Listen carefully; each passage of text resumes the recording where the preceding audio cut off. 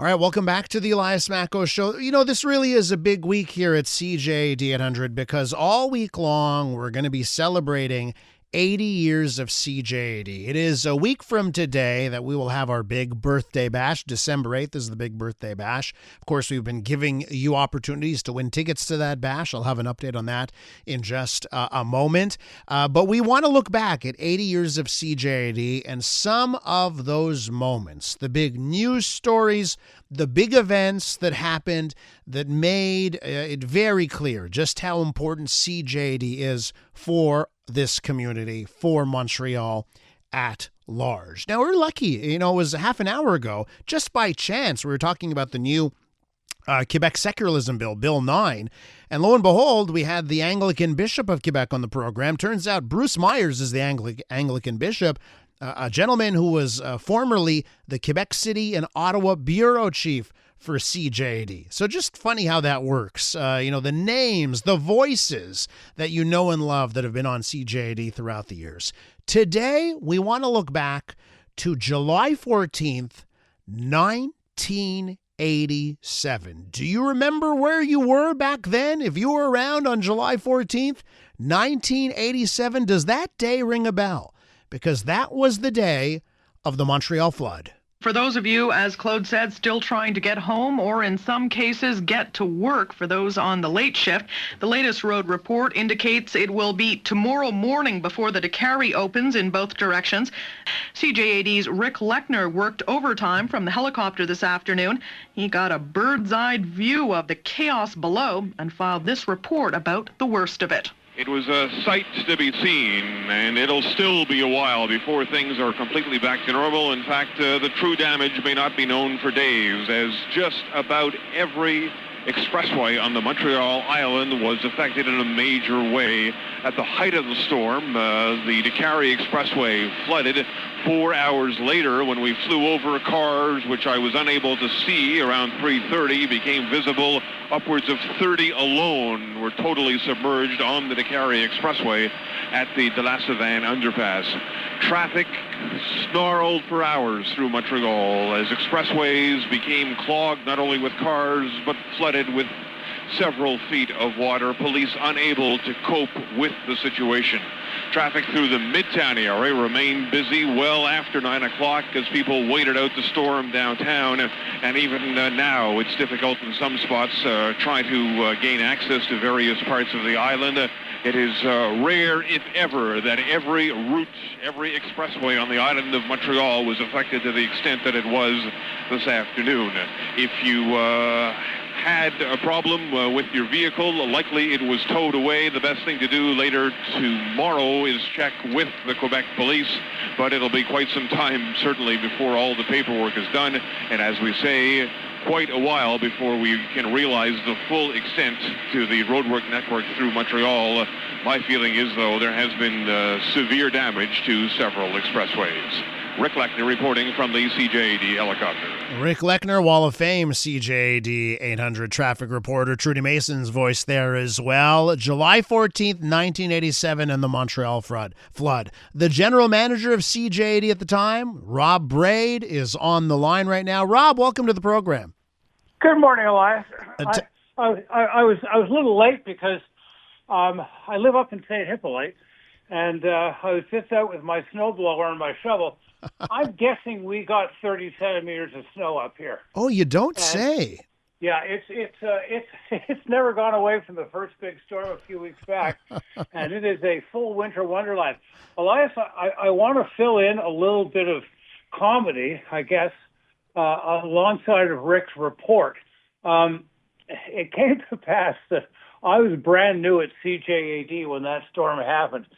I've been the rock and roll program director at Shom FM down on Green Avenue. And I walked into CJAD and FM 96 at the time, which became Mix 96, which then became Virgin. And the late, great Gord Sinclair, one of the true stars of Canadian journalism and one of the greatest newsmen or women I'd ever met. I was under some pressure from Toronto to ground that helicopter because, the traffic helicopter that did cost so much. Yeah, it costs, over $250,000 a year, maybe more. And but it was our signature piece. It was terribly important. There were no traffic cams back then, and all you had was AccuWindow at that point. And so I was under pressure from Toronto. Cost cutting, didn't start 12 months ago in media. So Gord Sinclair decided he was going to take this greenhorn out to lunch and convince him not to take down the helicopter. Well, having lunch with Gord Sinclair was always an honor. So off we went to Place Bonaventure where he'd like to go, and he gave me chapter and verse. So we drove back to the radio station, which at the time was on Fort and St. Catherine Street. And just as we drove into the garage, this is plop, plop, plop, plop, drops of rain. Well, it was the beginning of that storm. Oh, wow. And as you can imagine, Elias, that helicopter stayed in the air for some time after that. Yeah, I can imagine, huh? Like timing's everything, as they say. Timing's everything, and here we are 80 years after J.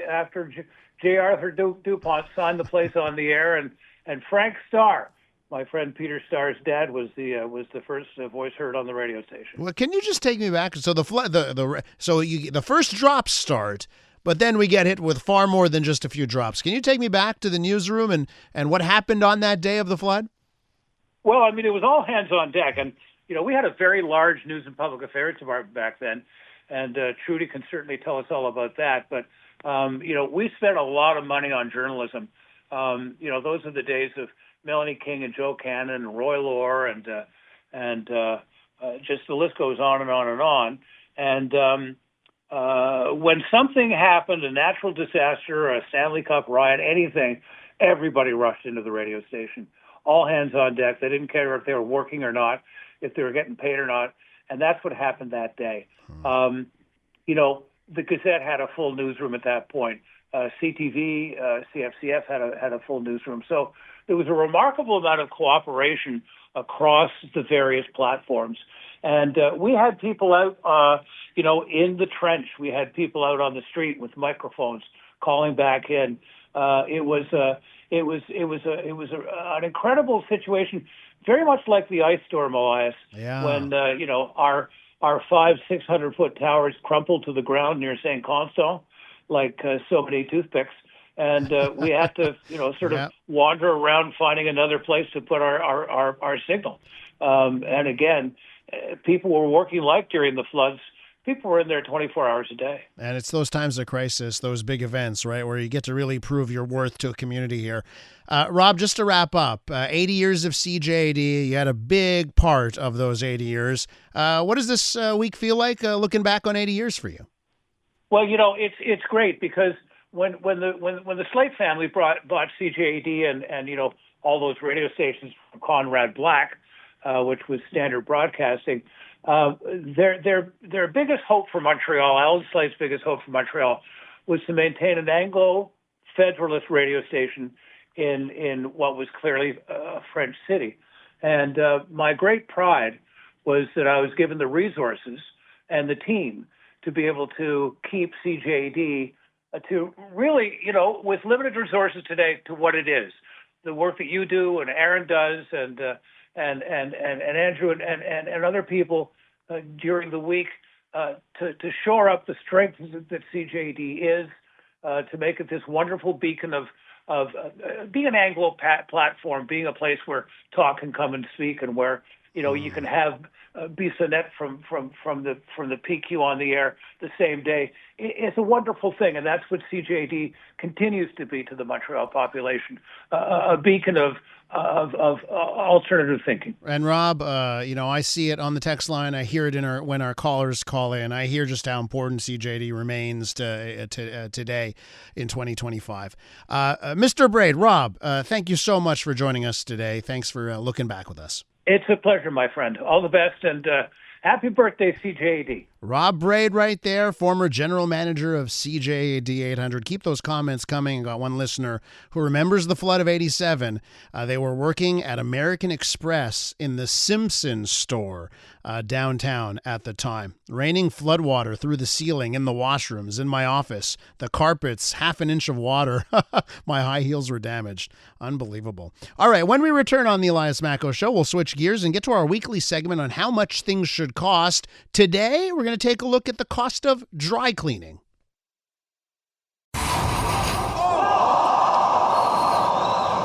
I'm Dylan Playfair. And I'm Tyler Smith. We're putting loneliness in the penalty box by talking to some of our favorite athletes about the importance of friendship. This is Bromance. Bromance is brought to you by Charm Diamond Centers, proudly Canadian-owned and operated. Charm has been part of your love stories and bromances for over 50 years. And you can find Bromance on the iHeartRadio network or wherever you get your podcasts.